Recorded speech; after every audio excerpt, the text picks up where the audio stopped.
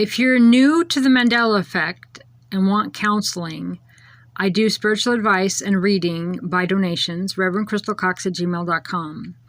I've known my whole life that we create the world we live in. However, it wasn't until 2016 that I knew it was literal and that we could literally shift to a different physical reality.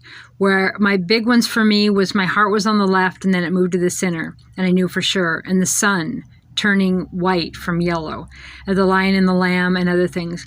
If you found this and you don't believe in the Mandela effect, I don't even care, okay? It's about your belief and your emotion, and that's how you shift realities.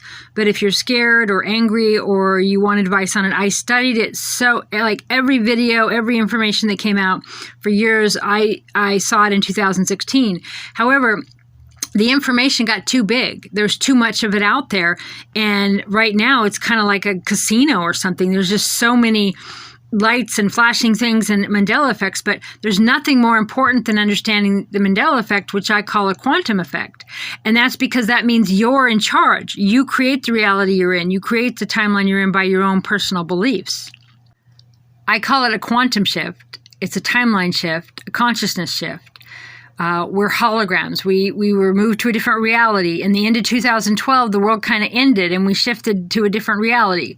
Some liken it to, kind of a hard drive to preserve. So instead of going through Armageddon and everybody dying, we're sending with our body. We're moving from a carbon-based body to a crystalline-based body. And so we have to awaken in order to ascend. Before, people would just die and then it'd just be a reboot. Right? But now we're ascending to New Earth with our bodies, and we must, people must awaken. We can't just die off, and we can't force awaken. They have to awaken on their own. And so as they see this matrix shift, it's amazing. I was studying every scripture because the Lion and the Lamb was huge. There was so many. I'm like, why this scripture? And why the King James does this? And why the other scriptures do that? And what connection did the Queen have to King James and the misinterpretations of the Bible? And I had a Facebook group on it, but it got so much hate because people believe it's demonic and blah, blah, blah. Well, that's disempowering. Any information out there that's fearful, you want to buy into that, that's great. I'm not the person for you to guide you. But I understand a lot about it and a lot about all the different parallel lives that we were living from every choice we made or didn't make. And those timelines have been collapsing. And they're collapsing down to 2 Earths. Anyway, email me, reverendcrystalcox@gmail.com.